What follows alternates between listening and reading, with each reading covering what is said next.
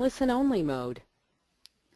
Good afternoon. We are so excited for today's webinar with John Stoker. He's called in today from Utah and I'm in Michigan, and we are looking forward to a fantastic hour of learning together. As we're getting started, I want to draw your attention to your GoToWebinar dashboard. There's a question panel where you'll be able to, throughout the broadcast, post your questions for John. And also, if you're interested in live tweeting today, we've posted that we're using the hashtag #OvercomingFakeTalk. So I would love to have you let me know where you're calling in from today. So check out that question panel, type in where you're calling in from, and I'll let folks know where you're from. I see already that we have a friend who's joining in from Nairobi, Kenya. Welcome. And a friend in Florida, Ottawa, Ontario, Calgary, Canada. We've got an international audience today, John. Nebraska, Wisconsin. I don't know about all of you, but we're experiencing some fall-like weather here in Michigan. It was 55 degrees this morning. New Orleans, Louisiana, another caller from Michigan, a friend in Indiana, Oregon. I'm wondering, John, if we're going to hit all 50 states today. Virginia. Oh, my goodness. Calgary had snow. Can you believe it, John? Wow. Tell me about the weather where you are, John, and we're going to wait and see where everyone else is from.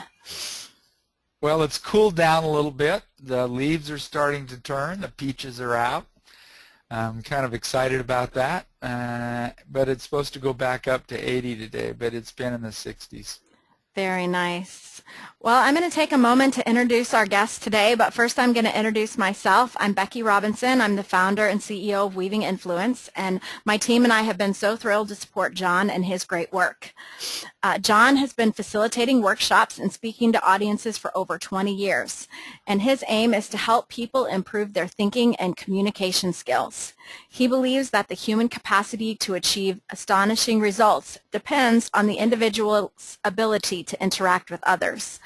And so I know I'm very excited to learn from him today. John has a master's degree in organizational behavior and a JD degree. And our content today is focusing on his landmark book, Overcoming Fake Talk. So, John, I'm going to turn this session over to you. And toward the end of this session, we will also open it up for questions and answers. So please feel free to use your question panel, and I'll be back on with John at the end of our time together to address some of those questions. Thank you so much for being with us today, John. You're welcome. Welcome, everybody. Before we jump in, I just want to say one thing, and that is I absolutely believe that these are skills that you can learn, that you can learn how to speak and think in such a way that will improve your results, that will create better relationships in your life, and that will create the kind of respect that not only you want to be on the receiving end, but also the respect that you want to give. Now, I'll tell you, I've done a lot of interviews this week, and one of the things that everybody seems to want to know is what is fake talk? So just quickly, I thought I would say, expose what it is and just say, fake talk is intentionally using untruths or unintentionally being vague and clear. I think that's the one I probably fall into most frequently. Sometimes people will just go along to be agreeable, or they'll focus and say what they think is politically correct.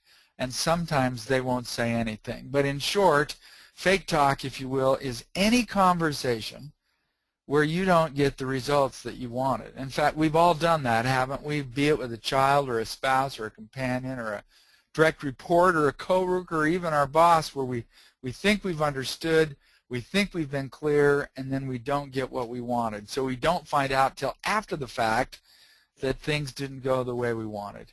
So why don't our conversations work? You've all seen this illustration. It was drawn by Leonardo da Vinci centuries ago, and he referred to this as the Vitruvian Man. And what's interesting is the circle and the square are actually in the illustration. So the square for Da Vinci represents the science when considering the proportions of the human body, and the circle represents the human body as an art form.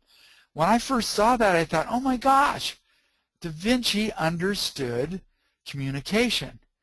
And I thought, well, what's the square then? The square is what we say, and the circle is everything else that goes unsaid.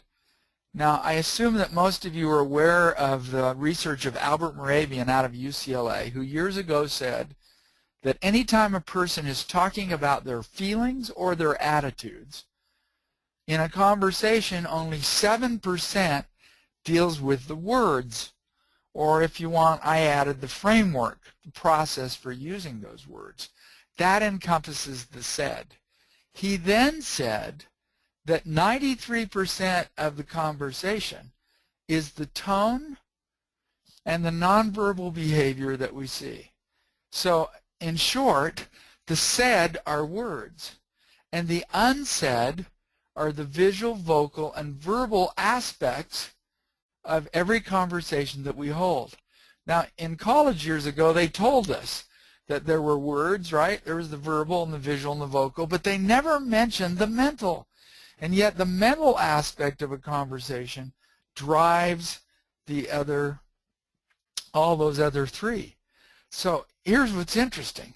As I thought about why conversations don't work, it seems to be because so many books or so much training deals with the said part, and they don't deal with the unsaid. So what does the unsaid include? All of this and more.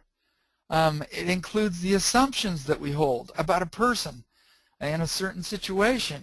It deals with the context. What's the situation and the past history? What's the intent? That's the purpose or the wants for holding a conversation. It deals with the presence of emotion, what we're feeling, or the feelings that are being displayed in the conversation. The tempo deals with how fast we speak. The energy has to deal with the energy that a person or even myself exude in the moment. The relationships or history would deal with all that past history, the status of a current relationship that I have with somebody. Nonverbals would include what? Facial expression, gesture, body movements. Tone, obviously, is the tenor of the words that we use, and the inflection deals with the emphasis we give certain words. And obviously the pauses serve to emphasize and provide spacing for a person to think. And then finally, the interaction style deals with the style which a person usually uses to hold a conversation. So when I started looking at all that, I thought, oh my gosh, there is more than just tone in nonverbals. There is so much more in conversation that isn't being dealt with. So quite frankly, I tried to write a book and create training that deals with all these aspects of holding what we call real conversations and avoiding fake talk. With that in mind, I just want to talk today about the barriers that most of us experience to communication. There are 7 of them, which we'll talk about, and I'll just briefly introduce each one, and then what we'll do is dive a little deeper on each of the 7 and then give you a little bit of a skill for helping you to improve. So perception deals with what? It has to do with how we kind of see the world, right? Awareness has to do with what we're seeing in the conversation. Emotion is huge because most people shy away or actually will run from emotion in conversation. Even at the hint there may be some emotion. Beginning deals with, well, how do we begin a difficult conversation? Most people don't begin very well, which means the conversation won't go very well. Understanding deals with how we ask questions and what we're trying to understand and what we're seeking to know. Skills and process we'll actually quickly review. The skills and the framework for holding any difficult conversation. And finally, we'll talk a little bit about listening and what we can do to improve that. So here we go. Let's jump into perception. This is what we call the process of perception, and notice it says perception is our interpretation of what we think reality is and how it works. So this little diagram is intended to portray and help us understand why we think the way we do. So you'll notice the little box over here on the right is labeled data pool. And in the data pool we put a tree, although recently I asked somebody what do you see in the pool and they said broccoli, which I thought was interesting. So here's this person. This person is making observations through the 5 senses of this event through this lens that in my field what we call your mental models. Now if you were a Covey fan, he would refer to this as your paradigm. I think the actual term in social psychology is a schema. But we all have a lens that we've been constructing since we were very young through which we make observations and view the world. This person, in observing this event, then engage in the process of selection. So when they see the event, what they see are a group of leaves. Then what happens is we take this selected piece of data, and I only put this lens in so I could say this, is that what we do is we add stuff that we like and we subtract stuff that we don't like as we take this selected piece of data and we place it where we think it fits in the puzzle of our thinking and make some interpretation about what it all means. Now you'll notice that there's some blank spots here. Those black or blank spots are intended to portray gaps in your thinking. So if you look at this gap right here, what this gap really signals is that these pieces of the puzzle don't fit. But we ignore that and make them fit anyway. For example, sometimes in a training class I might ask people, all right folks, I'm going to tell you every place that I've been. I want you to give me a one-word adjective that describes me. And so I'll say Southern California, and they'll say surfer or liberal. I'll say Utah, they'll say Mormon. I'll say Texas, they'll say cowboy. I'll say South Florida, and they'll say old or retired. I'll say Manhattan, New York, and they'll say arrogant. But the fact of the matter is that everybody from California isn't a surfer. Neither is every person from Texas a cowboy. But what we do is we ignore that, and if I say I'm from Texas, then obviously I'm a cowboy. Now you'll notice from our interpretation we next have this cloud around the person's head, and it's labeled emotion. That's because sometimes the way we think causes us to get emotional and sometimes not. You can see that the emotion is outside of the box in some places, and that's because some people, like myself, if I get emotional, you'll see it. But other people are very good at holding their feelings in, so they're not evident. From our emotion, we then either act or react. And our actions or our reactions are what creates our results, which goes back into the data pool. Now, if I made it really, really simple, here's what it would look like. Here's the lens, the person observing, and they select. What they see, hear, and think is internal. In other words, what that means is if I was talking to you, I can't see what you're selectively seeing, hearing, and thinking. But what I can see and experience externally is what you're feeling, what you're going to say, and what you're going to do.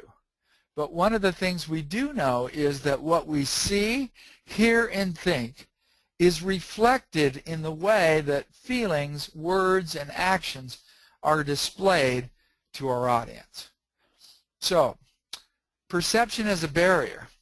Most of the time, folks, we don't see beyond our own mindset, or if you want, mental models, or our perception. So what happens to us is, one, we assume that we're understanding one another. Here's a great example. A couple of years ago, my oldest son was going to his first high school homecoming dance. You know, I just assumed that he knew what he was doing. And I think he just assumed, like most teenagers do, that he did too, until finally I just said, so how's it going? Getting ready for the dance. And he goes, great, man, great. I said, well, you mind if I ask you a few questions? He goes, sure, sure, sure. What? I said, so what colors is her dress? And he says, well, why would I want to know that? I go, well, have you ordered a corsage? He said, what's that? I said, it's a flower. Usually when you go to a formal dance, a boy brings a flower for the girl, and they can either wear them on the top of their dress or on their wrist as a wristlet. He goes, you're kidding. And I said, no. He goes, what's that going to cost me? I said, I don't know, anywhere from 20 to 30, 40 bucks. And he goes, oh my gosh. And I said, well, you know, do you have to rent a tux? And he goes, what do you mean? I said, well, if it says formal on the invitation, you usually have to rent a tux. And he goes, what is that going to cost? I go, anywhere from 150 to 300. His eyes are as big as pies. And I said to him, well, have you bought the tickets? He goes, what tickets? I said, usually to get into a formal dance, they're having a band. The school's got to pay for refreshments in the band, probably $25. And his mouth was just getting bigger. And I said, have you guys made a reservation? I assume you're going to dinner. And he goes, yeah, we're going to dinner, but why would I need a reservation? I said, because everybody in town's going to be going to the dance. If you don't make a reservation, you won't be able to get your party into any kind of a restaurant. How many in your party? He goes, 15. I said, Bryson, that's 30 people. Thank heaven I asked him, because I learned that my assumptions were incorrect, and he learned very quickly that what he thought he knew, he didn't. Another thing that kind of happens is our perception really leads us to assume negative outcomes. In fact, if I went back to the process of perception, I had a dear friend tell me this story last year. He'd saved up for 10 years for a yellow Corvette. He lives in Nashville, Tennessee, and on a summer's day, about a week after he bought that thing, he had the top down. It was a convertible, and he's just screaming on all the back roads over there in Tennessee, having a great time, music roaring, going about 80, 90 miles an hour on the back roads, and he comes around a corner, and he hears a little boy standing right by the side of the road. And the boy's kind of waving at him, and he waves at the boy, and as he goes past the boy chucks a rock, and it hits his windshield and spider fractures it. Immediately, he slams on the brake and turns the wheel and does a 180 as he's watching the boy run up the hill. He punches it, goes back to where the boy's running up the hill, turns off the car, jumps over the side of the door, and starts chasing him. Now, you can only imagine, right, what he's feeling. He's in a fit of rage. And what is he thinking? Probably something like that little brat, wait till I catch him. He gets to the top of the hill, the kid's going down the hill. He picks up the pace, he's running, almost out of breath. He just about is there, finally makes a jump and grabs the kid by the collar and pulls him down, pulls the kid up, and the kid says, thanks, mister, for following me. My little 3-year-old brother just fell down a well over here. I'm glad you stopped to help me. Obviously, he was totally disarmed.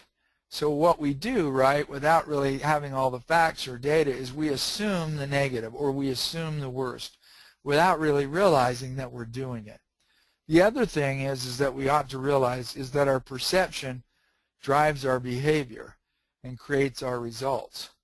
We don't often recognize it. Years ago, when I was first training, I had a boy come up to me on the second day, early in the morning of a 2-day class, and he said to me, were you mad at us yesterday about 4:30? I go, what do you mean? He says, well, you were asking a lot of questions and your brow was furrowed. You just looked like you were angry. Were you angry with us? And I go, no, I wasn't, not at all.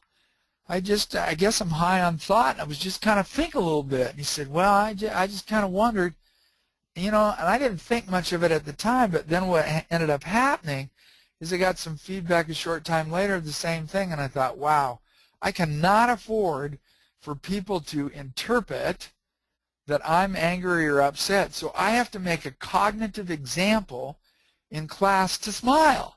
Otherwise, I guess I just kind of have a blank look, and people interpret that as angry. And so, right, at least he had the guts, the student, to ask me and try to give me the feedback.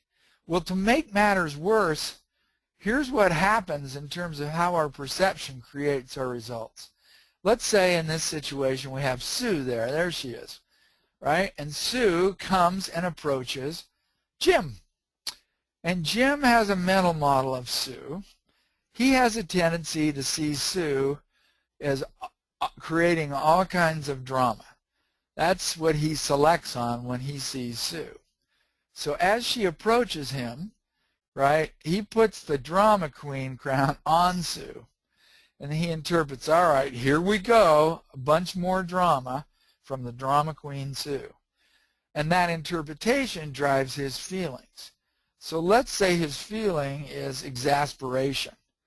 That interpretation and feeling will then drive the way either he acts or reacts, probably reacts. And his reaction, which is observed by Sue, will elicit Sue's drama queenness to the point that she will play the role of the drama queen. But here's the other thing, it goes the other way too, right? So there's Jim, and she sees him, and what does she observe and select on? That Jim's not very smart. Actually, he's a little bit on the stupid side, right? So she takes that selected data and she puts it on his head, and she's thinking, okay, here we go. You know, Jim's got some stupid thing to say or ask me. And her feeling then, her emotion from that thought, has to deal with the fact that, you know, she's frustrated at having to take time to deal with him. So that interpretation and her feeling of frustration will drive her reaction, which will elicit, when he observes it, his dunciness, if you want, so that when she sees him, he plays the dunce. Now, what's a little scary about all this is it actually kind of suggests that in reality what happens is the way we perceive the world actually influences the way it shows up for us, right? So what do? If you want to improve your process of perception, there's a couple things you got to do. One, you got to stop and think. And you have to challenge the accuracy of your perceptions. Here's a story from the book. I'm sitting on a plane, actually next to a woman who is blind and has a seeing eye dog. And I find out in talking to her, I was flying from Dallas up to Seattle, and we stopped in Salt Lake, that she frequently made the run from Dallas to Seattle to visit family. So when we landed for a moment, the pilot came up to her and said, "May, how are you doing today?" And she said, "I'm fine." And he said to her, "Is there anything I can do for you, May?" She goes, "No, I take it we'll only be on the ground about 40 minutes. He says, "That's right. You know, anything you need, I'm going to get off the plane." And she says, "You know, I think Buddy," that was her seeing eye dog, "might like to stretch his legs a little bit, right? Would you take him for a little walk? Is that okay?" And he said, "Sure, I'd be happy to do that." And the pilot, you know, put on his hat, grabbed Buddy by the right hand, took out his sunglasses and put them on, and decided to exit the plane. I thought, I got to see this. So I followed him out. And sure enough, as soon as he came out of the gateway, everybody stopped and looked right at him. And a couple people go over and started to stand in line, and I listened in, and they're actually changing their flight because they thought the pilot was blind. So here's the thing. If you can surface your thinking, if you just stop to say to yourself, is what I'm thinking absolutely true? If there's one bit or iota of data that says that it's not, then you got to change your thinking because it's not accurate. So just note, just because you think something doesn't mean it's true. This happens at light speed, by the way. I would suggest that we check in on our thinking a little more often than we usually do. What's our second barrier? Awareness. We don't often recognize the dynamics that are present in a conversation. Why not? We just haven't been trained to recognize what's happening in the moment, which means that we don't pick up on the visual, verbal, or vocal cues that are being displayed. So years ago, I was coaching a senior executive who had a tendency to be quite volatile, and we're sitting in a meeting, and he's kind of upset with his team, and he starts to go after Jill. And he gets louder and louder, and I'm watching Jill, and she's looking down, and she's turning redder and redder. And then finally I just said to him, "Jim, can I interrupt you?"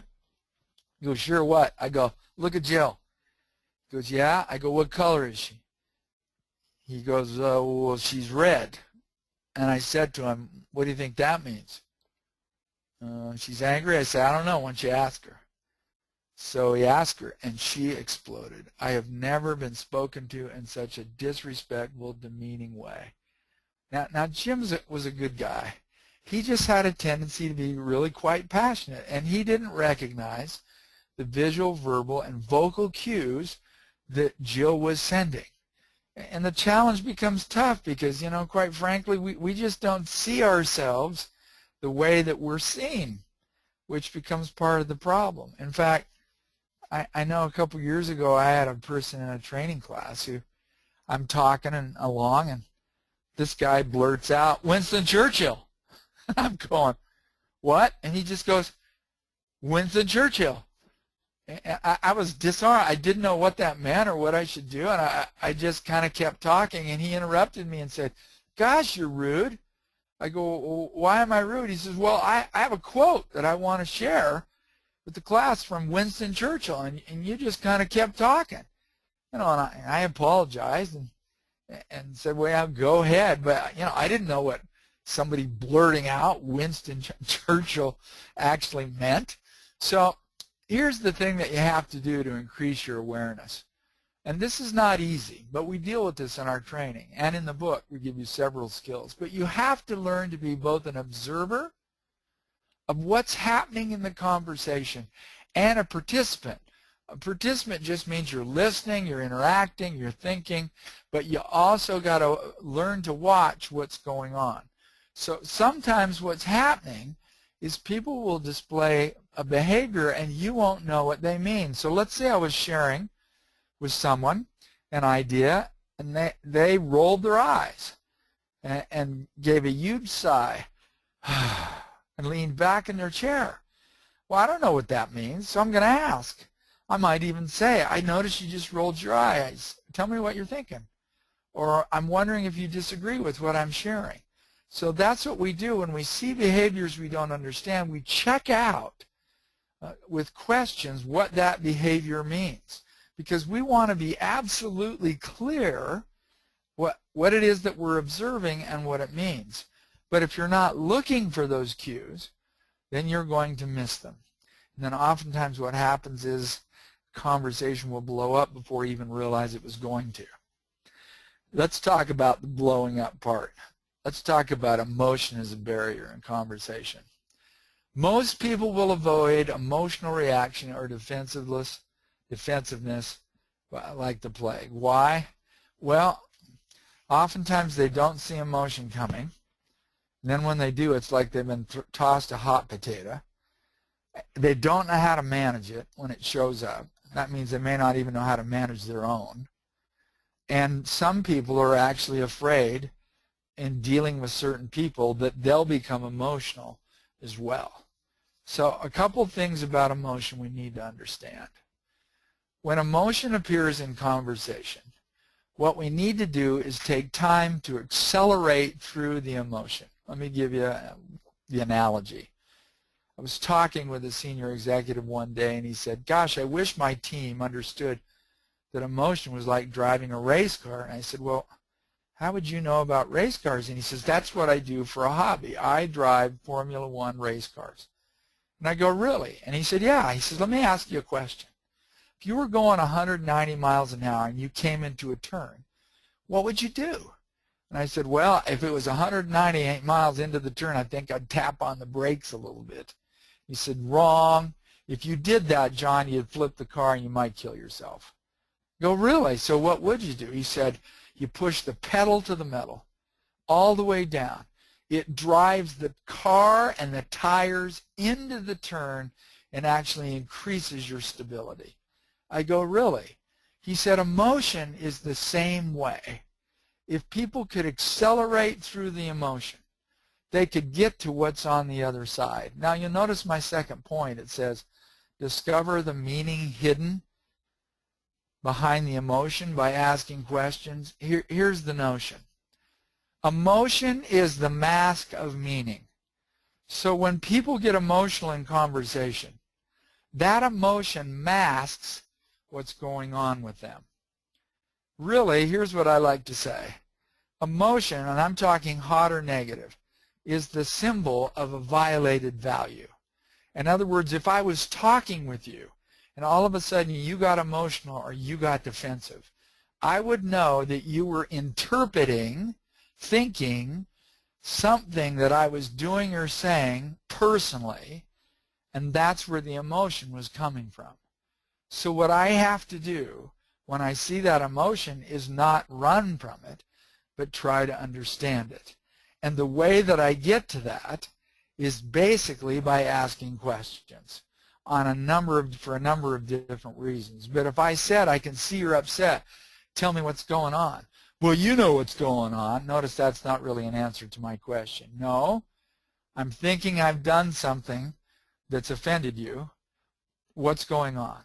And then if they'll tell me, we're off to the races. Because the more questions I can get a person to ask, the greater the likelihood that their emotion will subside. And the reason is because a person cannot answer questions where they're emotional in their brain, which is in the amygdala or the reptilian brain. Asking them questions forces them out of their reptilian brain and into their higher brain, which is actually their neocortex, which means the emotion will subside.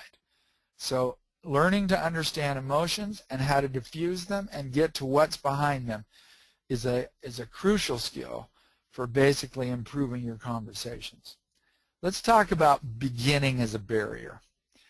Most people struggle with beginning tough or difficult conversations. In fact, what they usually will do will lead with an interpretation. They might say, boy, you blew that presentation yesterday. Notice that's an interpretation. You blew that presentation yesterday. If I start that way, the person is already getting defensive. The challenge becomes that past experience will shape our current perception. So if I've dealt with a certain person and every time I try to give feedback they get defensive, I'm already thinking they're going to get defensive. And then because I don't know what's going to happen in the conversation, I get very nervous or uncomfortable, which means I start to speed up. And out of inexperience, like you just saw me do, sometimes when we begin the conversation, we literally will begin with blame or judgment, which is the last thing you want to do. So how do we begin? We create what we call an attention check. So notice the slide says focusing attention. What you want to do is take the time to focus the other person's attention. It would kind of be like this. If I called one of you today and you weren't there and I left this message, oh my gosh, you're not there.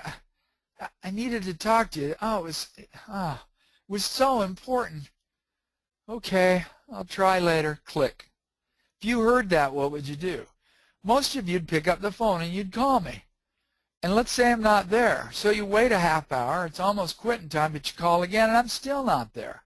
And then what are you going to do? You're going to go home. If you had my cell phone, you'd probably try and call it after hours. Or maybe you'd even call me at home because you'd want to know what's so important meant.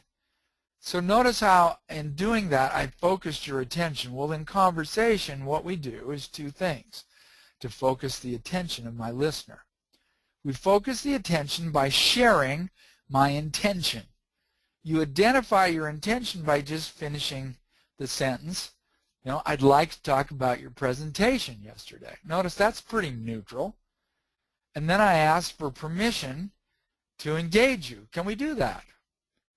So that's what we call an attention check. I'd like to talk about your presentation yesterday. Can we do that? The gentleman that blurted out Winston Churchill in class, he could have said, John, I'd like to share a quote from Winston Churchill. Would now be a good time? If he had said that, I would have known totally what his intention was, what he wanted, and I would have said, absolutely, go for it. Rather than him just blurting out a couple times, Winston Churchill, Winston Churchill. But doing that helps you to know how to start the conversation. I'll illustrate this again when we put the whole conversation together. But attention check is a powerful way of starting a conversation. In fact, I like to say, you know what begins well ends well. So if I said to that person, I could even spin it positive rather than neutral. I'd like to talk about how I could really power up that presentation you made yesterday. Would you be interested? What are they going to say? No? Hardly. They're going to go, no, really, what? Tell me what I could do better. And we're off to the races. Okay? Let's talk about questions as a barrier. Notice this is not something that just happens naturally. Asking questions is a deliberate act that you do to what? Increase your understanding. Now, for the writing in my book, I actually did some research on why people don't ask questions. And here are the top 4, and I've since discovered another one. But when I asked people why they don't ask questions, here's what they said. Well, we think we already know the answer. We think we know what people are going to say. Well, we don't want to know. I thought that was interesting. And I go, why? They go, I just want people to do what I'm telling them to do. I don't know. I want to know. So we don't ask. This was an interesting one, the third one. We don't want to reveal what we don't know. So some people actually thought that if they asked questions for clarification, they'd look dumb or stupid for asking them, so they would rather not ask and not know and just guess or interpret what they thought the other person wanted or meant. And finally, we think we'll have to do something when we hear the answer. I thought that was very interesting. Ask a question, and you create the expectation that someone will expect you to do something, and you don't want to do anything, so you don't ask. Since then, another one showed up when we did the survey last year. I don't want to take the time. Gosh, when I heard that, I was absolutely dumbfounded. Why wouldn't you take the time to see if you'd been understood and that they clearly interpreted what you were asking them to do? It was pretty shocking to me to identify that. So here's some things. Seeking to understand, you have to be able to take the time to ask good questions. Now, people will say to me, well, what's a good question? Or sometimes I'll just use the term the right question. A good question or the right question is a question you need the answer to. So notice what that creates.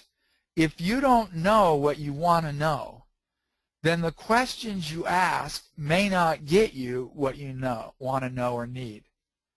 So interestingly enough, if I sit and think, gosh, in this situation I'm in, what do I need to know? If I just took a moment to ask that of myself, it would help me to identify what questions I needed to ask that would help me to learn what I know. The other thing that you do when you ask questions, particularly if you're clarifying, is you're demonstrating that you really have care and concern for the individual because you took the time to ask. And personally, I like to say that the easiest way to create respect is by asking a question.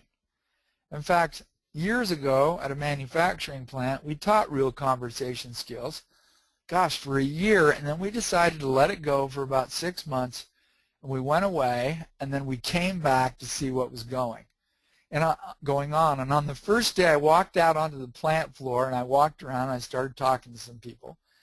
And I asked this one guy, I said, tell me, how's it going? And he said, well, let me tell you what happened today. My boss asked me what I thought. And I told him, and he said, next time I'll ask an expert. I go, oh my gosh.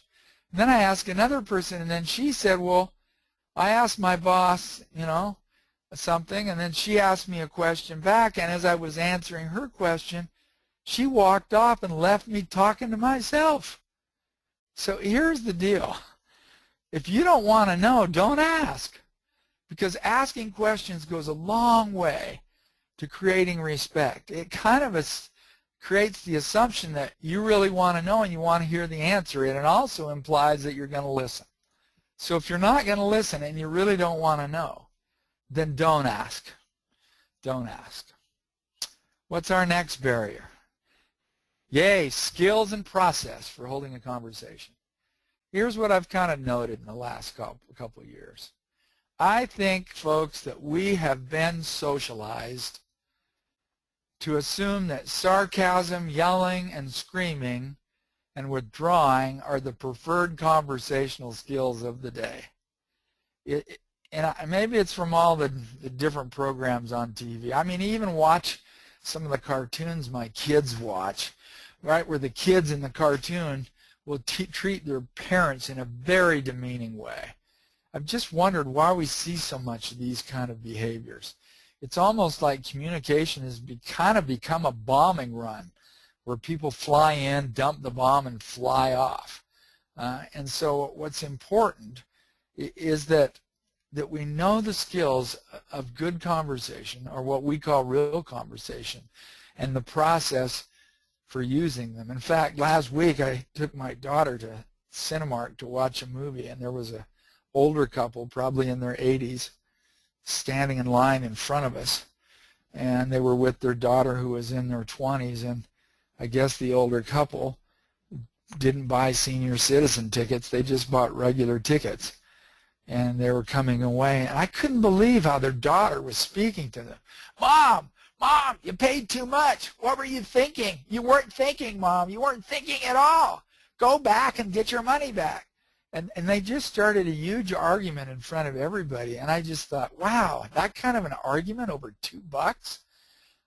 But that seems to be what's going on these days. So I found that people seem to lack a knowledge of the skills and a process for talking about what matters most. Now, I know that this is only 7% of the conversation, but let me just expose you quickly to the skills and the process. So here are the skills. We call them the real skills. And the R stands for recognize and suspend. You have to be able to recognize your thinking and suspend it. If you wanted to make it easy, just call it being open. Expressing is what I'm doing right now. It's sharing your thoughts, your ideas, your experience, your feelings. The challenge with expressing is to do it in such a way that it doesn't create defensiveness in your listener. Asking is about asking questions. And listening and attending, I divided them because listening is what we do with our ears, and attending is what we do with the rest of us, with our body, with our eyes, with our intuition, with our thinking. So those are the skills that we use. Those are the skills that the book dives in detail on, and the skills that we teach in our training class. So how do you use them? Here is the process for holding any difficult conversation. I should have put in a couple more slides, so let me explain each one, and then, I'll craft a conversation so you can see how it's used. Initiation is doing nothing more than beginning the conversation. And in initiation, we use an attention check to get the attention of our listener, and we share facts and our thinking.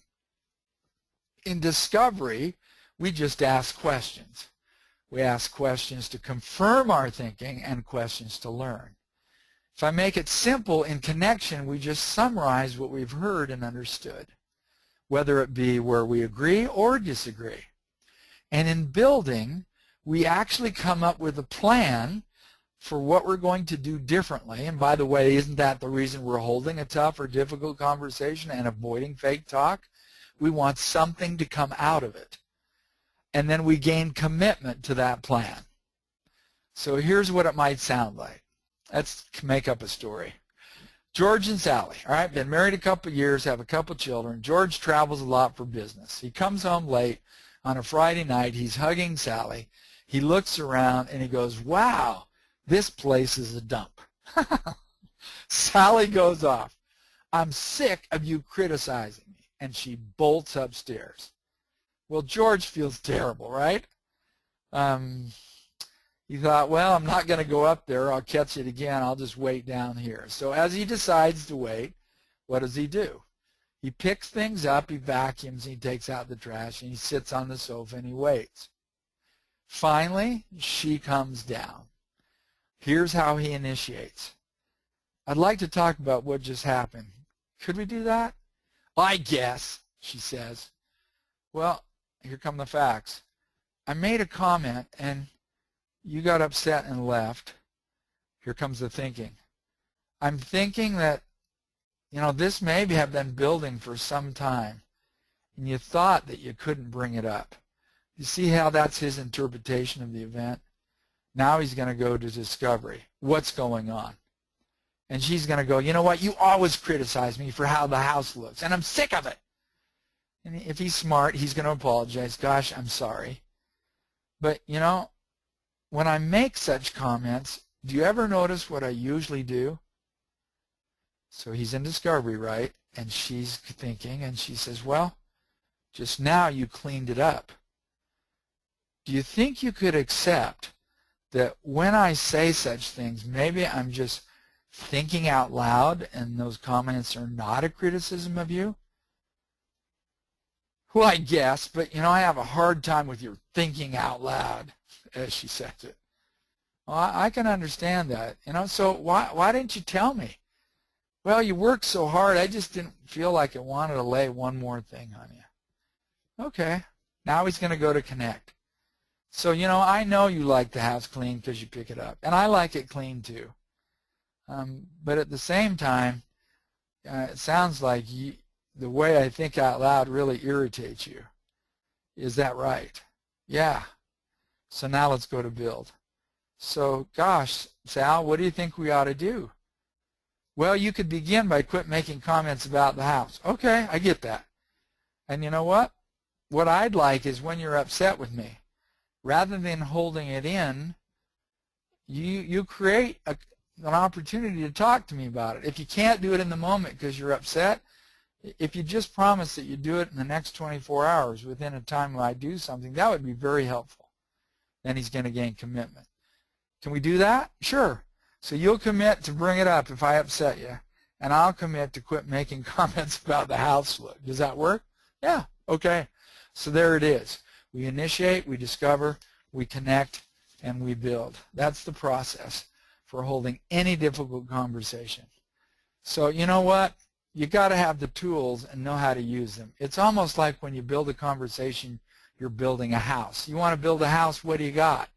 You got the resources, the wood, the nails, the concrete. You've got the tools, right? And you have to have the blueprint. Initiate, discover, connect, and build becomes our blueprint. The tools are the real skills, right? And obviously the resources, the content, is the situation itself. Last barrier. People don't listen. The research that we did on that says here are the top 3. We usually don't listen because, once again, we know what the person's going to say, or we're thinking about what we want to say next, or we're preoccupied with that little voice in our head that is judging, analyzing, editorializing, or commenting on everything that the other person is saying. I've even had somebody say to me this week in an interview, you know, I listen from the perspective of my own agenda, or I listen to see if I agree or disagree with the person, or I listen just to render judgment. So notice, if you're listening and that's the stuff that you're doing, you are not hearing everything that they're saying, nor are you attending or noticing the other messages that people are sending. Now, why is that important? Because the research says we can process at about 850 words a minute, but we can only talk at about 150 words a minute. So where do you think that other 700 words a minute comes out? It comes out in what we do with our hands and our body and our eyes and our tempo and our pauses and our word inflection, all that. So if you're self-absorbed, you can't catch what's going on. So what do you got to do? To be a better listener, you need to be present and manage your listening, which basically says if you can't be present, you'd be better off to postpone the meeting. You've got to be patient. It takes time to listen to somebody. Again, if you're preoccupied with that meeting that's coming up in 5 minutes, you're better off to say, I got a meeting, it's in 5 minutes, I'm wondering if we could talk, you know, around 4 o'clock. Could we do that? Just manage it. Be attentive, not only to what the person is saying, but what they're not saying and everything else they may be sending in terms of a message. And then be proactive. If you see things that they're doing or you're feeling things that, you know, maybe you're thinking they don't understand, the only way you'll know is by asking questions. But good listening is not something that you can do. All right, you can't fake it till you make it. You're either doing it or not. So quickly, what'll it take? You got to learn to challenge your perceptions to see if they're accurate or not. You got to be able to increase your awareness of what's going on in the moment. If you can't see it, you can't manage it. You got to manage emotion by recognizing it and getting to what's on the other side by asking questions. You got to begin well. You got to learn how to use an attention check to get the attention of the person and start the conversation. You want to make sure you ask questions to understand, to clarify, to see if you're on the same page, to initiate thinking. It creates real conversation, which is dialogue. You want to internalize the skills and the process. By the way, I didn't say this, but one of the great things about the process, it always allows you to know how to start the conversation, where you are at any point in time during the conversation, and when you're done. Finally, you got to listen and attend to what's going on, and you got to practice, practice, practice. That's the stuff you got to do. Becky, do you want me to answer some questions in the time we have left? Are you there? Hello. See if there are any typed in. I cannot see any questions, and everybody is muted. Sorry, John. It took me a second to unmute myself. Sorry about that, John. I'm back with you. I've just been so intensely listening that I forgot how to unmute myself. I want to welcome everyone to please use the question panel now and share some questions with John. I know my mind is spinning, and I'm going to ask a question to feed the questions while we're waiting for some. And then I see some coming in. So, John, I'm curious what role courage has as it relates to fake talk. And sometimes I'll find myself in a situation and I know I'm fake talking, but I'm not really sure that I have the courage to overcome that. So wondering if you have any tips on that. Yep, I do. So yesterday in an interview I did, somebody asked me if there was one thing I wanted to get out of the book, what would it be? And I said, well, aside from all the skills, I would hope that people would gain hope and confidence or courage that they could talk about what really matters. And so for me, that's a big part of it. I think if a person doesn't have a blueprint, they don't know the process, and they don't feel like they have any skills, then they're afraid and they don't want to speak up. The other thing that basically helps people to speak up is knowing what they want from the conversation and doing a little thinking or preparation about that person and the situation and what they want for the conversation. If they'll just follow the process and do a little prep, I like to see prepare or beware, then they can, have fantastic results in the conversations that you hold. But outside no skills, outside no process, sure, people are afraid, and it takes courage. Great. Thanks, John. So there are a few questions that have come in, and I'm open for more. Our friend Chantal would like to know if we have any tips for dealing with a coworker who only wants to communicate by email. And that question is interesting to me, especially since I run a virtual team and there's a lot of email communication. So wondering if you can speak into email communication. Okay, so first thing I would say is that you have to determine if the conversation is difficult or not. If it is, I would not hold it in email, because if we do the 93-7 rule, notice you're only getting 7% of the conversation because you're getting the words only, and you're missing nonverbal behavior and tone and cadence, and you're missing all of it, which means you may interpret negatively or make up the other 93%.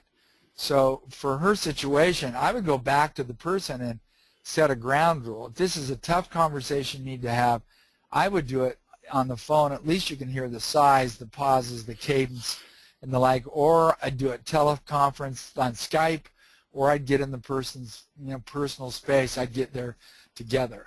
And you know what? These younger people, I've got a few people between the ages of 21 and about 28 that work for me. They want to do everything on texting and via email. And it just doesn't work. And I'm the kind of guy that types quite slowly, so I just did it yesterday. Call me, somebody who helped me do these slides for today. And I said, here's what I need. Got a pencil? And she goes, yeah, let me type it in. Okay, 1, 2, 3, 4, 5, 6. things I just went through very quickly, and she took notes and did it. And I don't want to have to type those out and send them to her.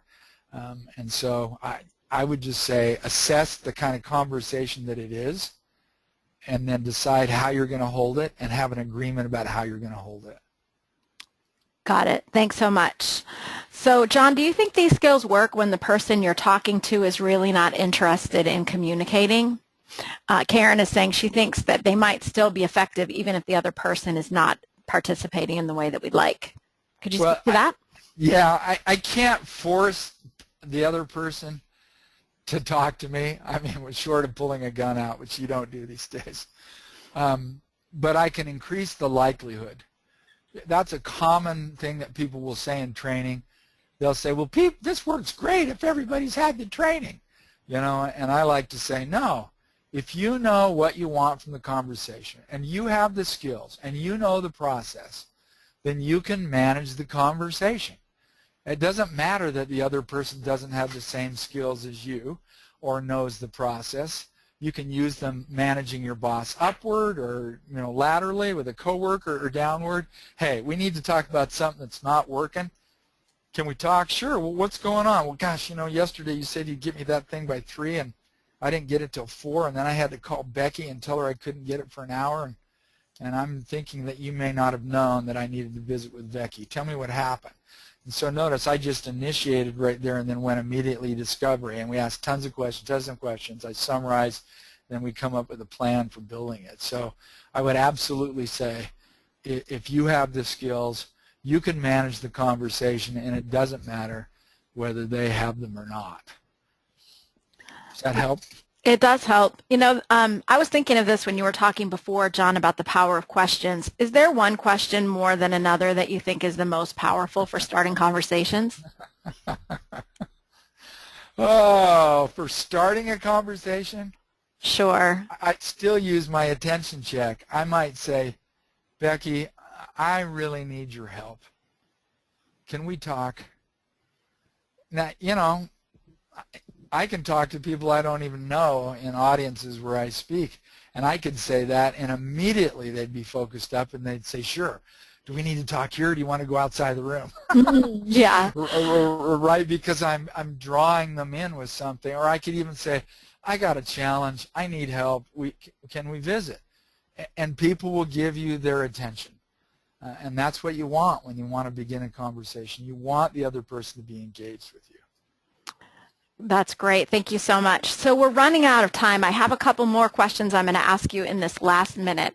One, John, is that we have some folks who are wondering if we're going to make this slide deck presentation available. We will be posting this recording on YouTube, and we'll be sharing some follow-up via email, but wondering if you're willing to share the slide deck or if it will be on SlideShare or anything like that, John. I would have to say to you, you tell me how you want to do it. If I can create it into a deck that they can gain access to, I don't mind that. If they'll give us their email, okay, and so we can share that. And then if it's all right, I'll put their email in our database so they're getting our weekly newsletter of tips and stuff that goes out. If that's cool. Sure. So I can share more details about that when I send the follow-up from this event. And let's just take one more question as we close. Well, there are a couple. Maybe you can write some blog posts in answering these. But I'm going to ask this one that came in from Stefan, wondering about what this whole process looks like in teaching these skills to organizations and what the impact and timing is like. Oh my gosh. Okay, so that's typically a 2-day class. There are 8 principles. In the training, we teach 4 awareness principles in the first day, which is awareness, knowledge, the reflection principle, and the preparation principle. In the second day, we teach a number of in-depth skills. So we'll teach skills for recognize and suspend, skills for express and ask, skills for ask, and skills for listen and attend. That's the kind of the timing and the skills. There are a number of companies that have been using these skills for a long time, like Cox Communications, Lockheed Martin, Sonic Automotive, Nebraska Furniture Mart, and what they do is they use this training in their organization to teach people how to hold a difficult conversation, with the intent being of people learning from each other and being more effective and gaining the capacity to get the results they really want while building relationships and creating respect. Fantastic. Well, John, I thank you so much for sharing your wisdom and energy and expertise with us today. And for everyone who's still listening, we'll be in touch soon with recordings and follow-up material so that you can continue to learn from John. I encourage you, if you haven't already done so, to go to Amazon today and pick up John's book, Overcoming Fake Talk. You can also visit Overcoming Fake Talk. I can't talk. You can visit overcomingfaketalk.com, and we have some great, easy-to-share resources and quotes from the book. So thanks so much. Thanks, everybody. Bye, John. Bye-bye.